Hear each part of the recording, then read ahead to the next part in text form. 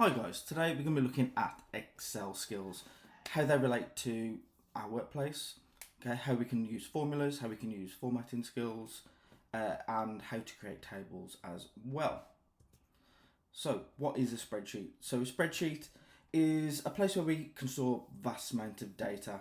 Okay, we use them in work, we use them outside of work. Okay, the main one that we use is Excel. Okay, but there are all other variations. So you've got Google Sheets and you've got Apple numbers as well. Okay, Excel is the main one that we use, and it's the one that I'm going to be using today. But everything is very similar in the other two as well, if those are the ones that you do use. So before we start, just give yourself a little rating. So how do you rate yourself from 1 to 10 on how confident you are with Excel? So obviously 1 being the lowest, 10 being you're an absolute Excel expert.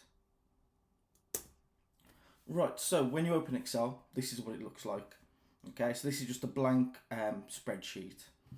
Okay, we've got all these tabs across the top. So we've got the home, insert, draw, page layout, formulas, data, review, view and help. And we've got loads and loads and loads of buttons. Okay, we're not going to go through them all because it's going to take absolutely ages. But we'll go through the main ones that we're going to use on a day-to-day basis. So these are called cells. Okay, when you're talking about a cell, every cell has got a cell reference. So this will be B2, C3, H6, for example.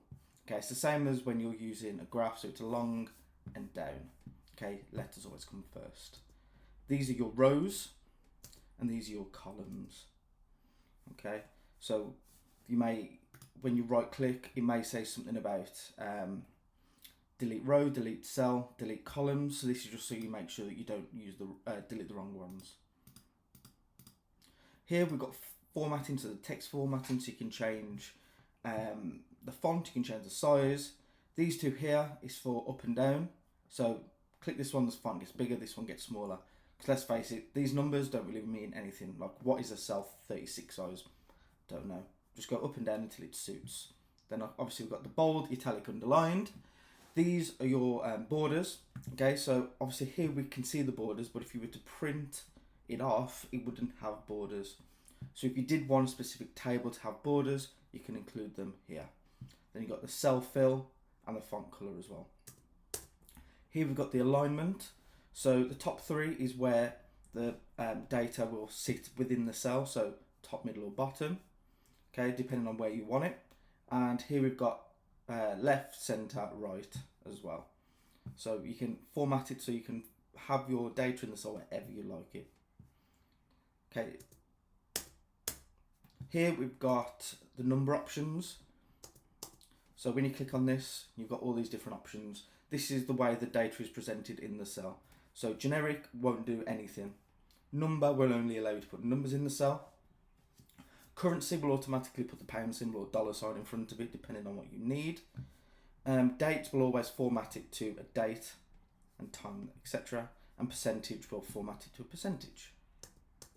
Okay, this this button, is very important as well. This is the merge and center button. So if you want to join cells together, that's what this button does. So you can join them together, and then it will merge the two cells to make one bigger cell. Okay, so if I go into here and just show you a bit of how we can use it. So this is just basic information that I want to make up. I want to make it look a bit more jazzy. So I can click on here. I can include all these different borders. So maybe a thick border around the edge. Maybe merge around the top. I put this down here. Then maybe here I just want just normal borders. Okay, as you can see, it hasn't quite worked, so we can just use the undo button, because when I did this one I didn't do all of them. And then in the middle, just the little ones. As you can see, it's undone the previous one, so then I can go back and do these ones again. There we go. So as you can see, some of the information goes over the column width. So if you want to auto adjust the columns, double click in between the letters, and as you can see, this my cursor now goes to like a arrow pointing both ways. Double click and it auto adjusts your column width as well. If I want to make this, change the colour to that. If I want to make that bold, so there, it just makes it look a bit more professional. Okay, it's just a case of having to play. Okay, you can also change these. So if I want it centered, want it up or down. So if I click on that one, we'll go to the middle. So to make this cell bigger, top, middle, bottom, left, center, right. But again, it's just what you prefer. And then I can always double click and then go back to standard and auto adjust.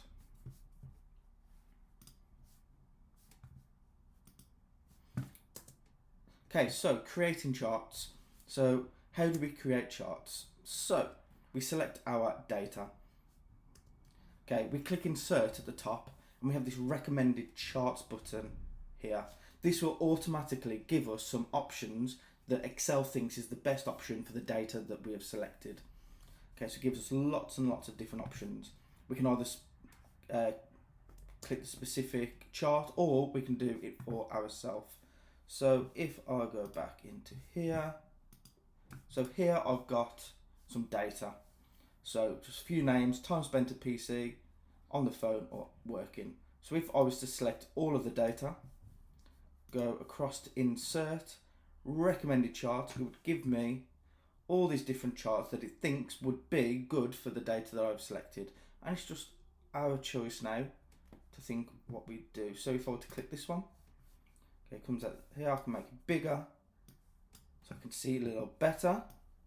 So now, as we can see, we've got the names across the bottom. We've got the key here that specifies what these colours mean. So time at PC we can see, time on the phone we can see, and hours spent exercising we can also see. We can change the chart title by double clicking and just creating our own chart title. Again, it makes it look a bit more professional. Up here we've got all these different formats that we can make it look different. Click down, we've got even more. Okay, what I would suggest is going into add chart element and adding our axes titles. Okay, again, it makes it look a bit more professional. So this one is going to be, if I was to delete these out, hours, and this one is going to be names. Okay, so now we've got here, and I will just this to a graph to show different hours at work.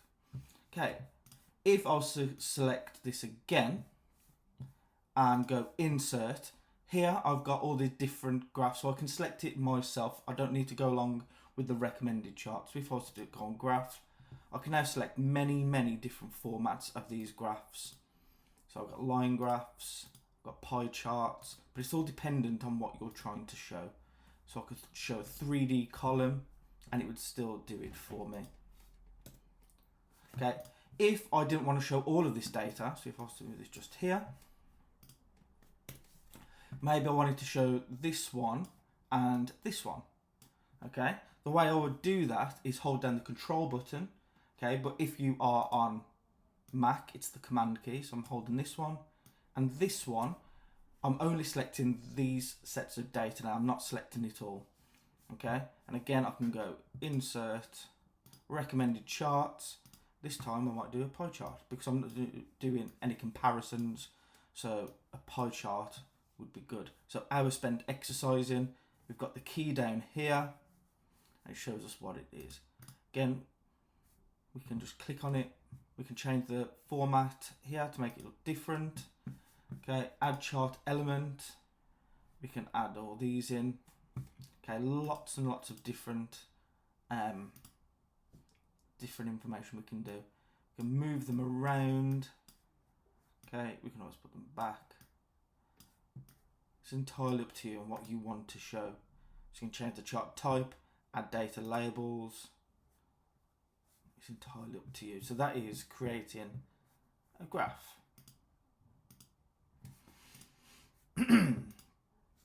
Okay, so selecting multiple pieces of data, like I've just said. So sometimes you want to select it from two different parts of the table.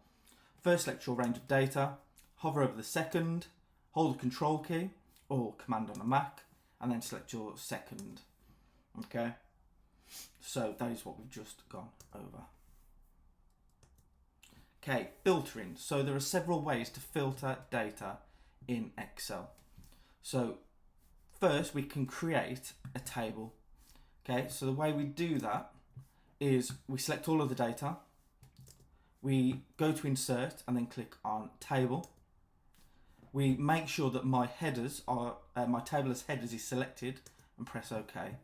Now it turns into a table and it has these little arrows.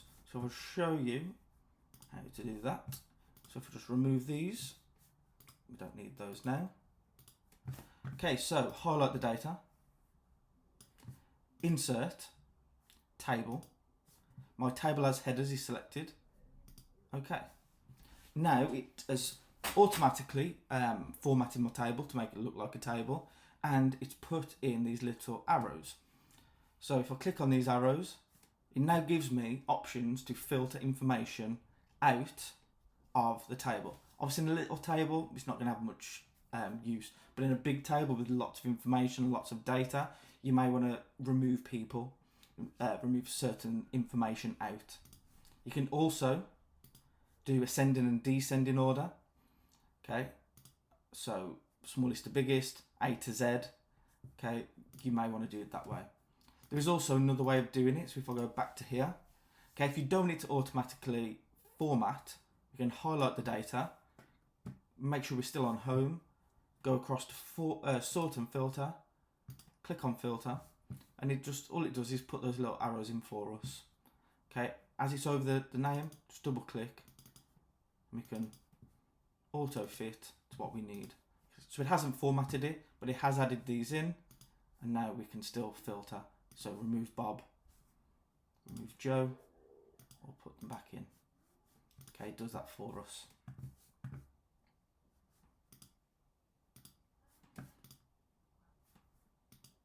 Okay, so now we're going to look at the most common formulas that we may use on a day-to-day basis using Excel. Okay, so addition. So here we've got a number of dinners each week. We've got breakfast, lunch and dinner, and we've got the days. We want to know how many meals are served per day. So for this, we could just, well, basically it's just adding these up, isn't it? What we need to remember is every formula starts with an equals. So I'll go into the formula bar and click equals. Every single one always starts with an equals. And we could simply just go this cell, add this cell, add this cell, equals. And it's automatically done it. No need for a calculator, bosh, done. Okay, so add, add, add. So that's one way of doing it. But it may take us a while if the table's bigger, if we've got way more information. So a quicker way is equals sum. Okay, so now we've got the sum formula. I'm going to open my brackets and select the data just by selecting it all and pressing enter. And 52, we've got the same. So if we look here, it automatically did the end bracket for us, and it's done it there again. So if we go down to this cell, equals sum, open brackets, select the data, enter. Okay, that's a way of doing it as well. I could now do that for every single cell, but I'm lazy. Excel is made for lazy people. Okay, it does everything for us. So if you click on the cell that's got the formula, in the bottom corner you'll see this little green square. If you hover over it, my cursor goes from white to black. And I'll just drag it down, click and drag. And now we just copied the formula down every single cell, and it's all done for us. So we've done what, 7 sums in a second. Easy. So then again, equals sum, open brackets, select the data now because we're going down, enter, click, drag, bosh, done. Okay, easy as that. There is an even quicker way of doing it. So if I delete this and delete this, click in the cell. Over here we've got the auto sum button. I just click it, enter, done. So it automatically auto sums it for me. So then just drag it down, done. I didn't even need to write in a formula then. Easy as that. Right, multiplication. So here we've got some stock. We've got the amount of units and we've got the unit price. We want to know how much in total. So basically we've got boxes of screws, 4 boxes of screws, they cost $2.99 each. So equals basically $2.99 times 4. So that multiply. So multiply symbol is the asterisk or the star, which is above your 8. That cell, enter.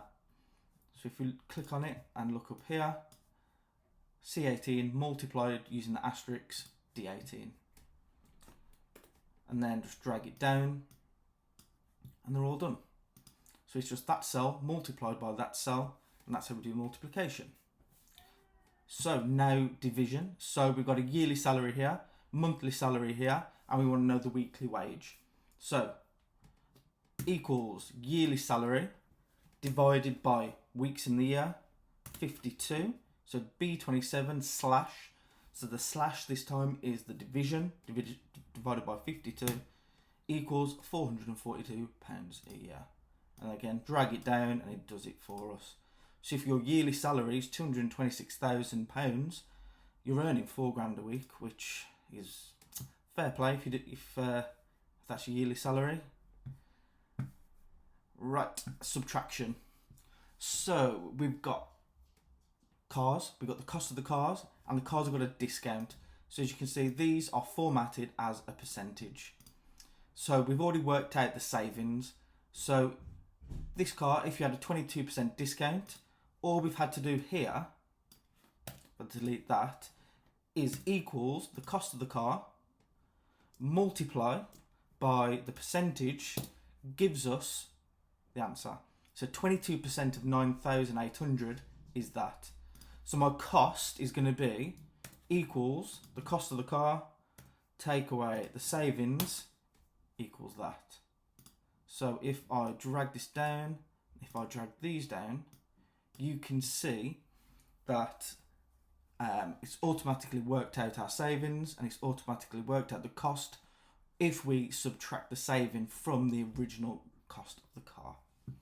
Okay, so those are your 4 mathematical equations. So addition, subtraction, multiplication, division. Now we'll go into a few more. So we've got the minimum and maximum. So I'm not going to do the total because we've just done that over here. So the minimum is equals min, open brackets, highlight the data, enter. And it tells us the minimum value within that set of data. Obviously in a small set of data we can see it. But if it's a large set of data, you may want to see stock, you may want to see which you've got the least of, or who's got the least amount of absences, for example. And then maximum, well, if minimum is min, then maximum is max. So equals max, open brackets, highlight the data, and it tells us the biggest number within that set of data. So that's nice and straightforward. Okay, average. So average in this instance is the mean average. So when you add them all up and divide by how many there are, that's what we're talking about here. So the average is going to be equals average, open brackets, highlight the data, enter. So the average number of breakfasts within this week is 31.14. And we can go across and it's on the average for lunches, which is 52, and the average for dinner is 60. So these are your averages. So the mean average is just equals average. Whereas if you wanted to do the mode average, again, straightforward, common sense, equals mode. Mode, open brackets, highlight the data, enter. So the average, the mode or average, so the mode is the one that occurs the most in a set of data. So the mode is 22, it's the one that occurs the most. If I drag this across, it says there's an error. The reason for that is if we look at the data, there isn't a mode. There isn't one that occurs more than once. If I did, for example, change this to 12, the mode will change to 12 because now there's 2 12s. And then the median is the one that's in the middle of the data, so equals median, open brackets, highlight the data, enter. So the one that's in the middle is 23. So if I drag them across, it will give us the median number of lunches and the median number of dinners. Okay, so those are just a few examples of different formulas that we can use within Excel. So we'll go back to the PowerPoint. Conditional formatting.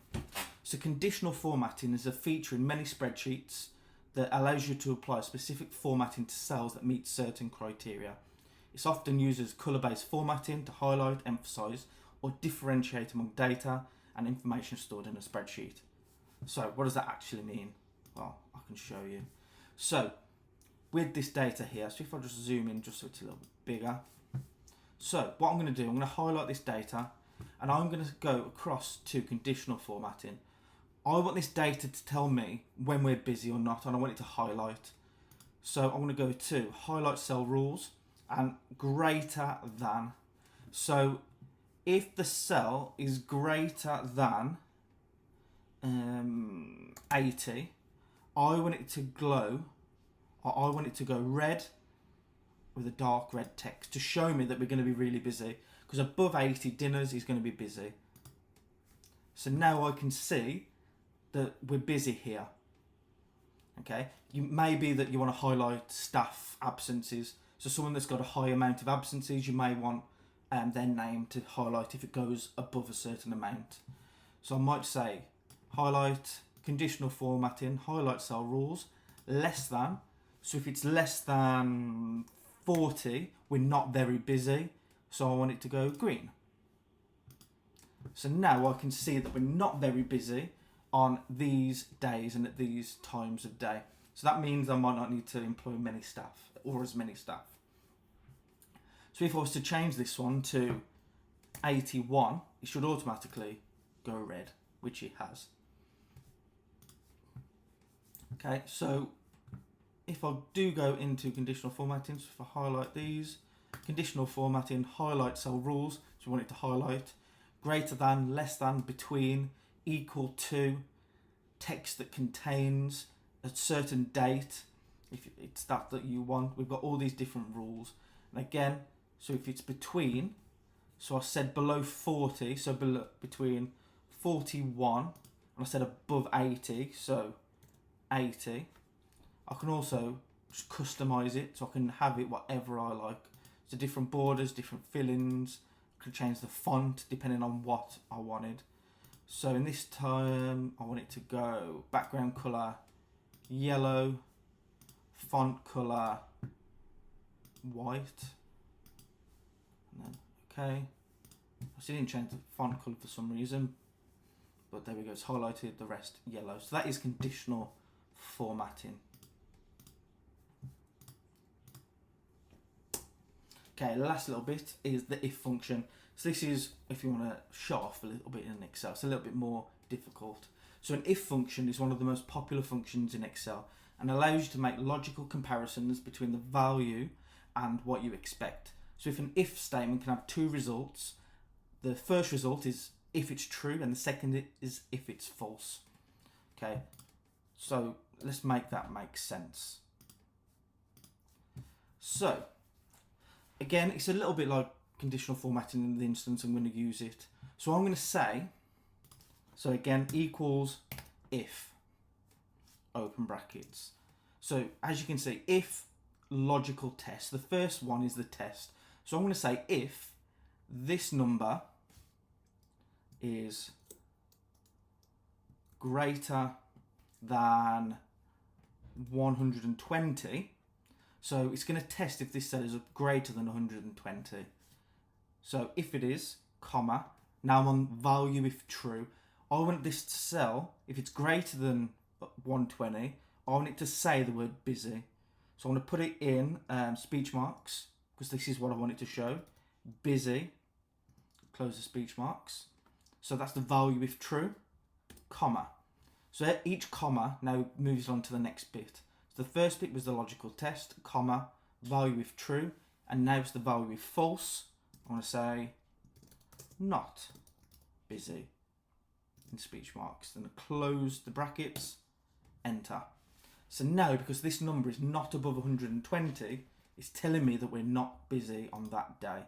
So if I was to drag this down, Any number that's above 120 is going to say the word busy. Okay, hopefully that makes sense. So if I was to click on it again, so it's if the logical test, or what you are testing. So it might be if this cell equals this, if this cell is greater than this, if this cell is less than this, if this cell contains this specific word. If it does, what do you want the cell to say? Or what do you want the cell to do? If it's not true, then what do you want the cell to show instead? So that is an if formula. Okay, so hopefully that made sense as well. Okay guys, thank you for listening to our session today. Hopefully it made sense. The resources will be on SharePoint for you to open up, have a go at. Watch back, it's entirely up to you, but thank you for listening.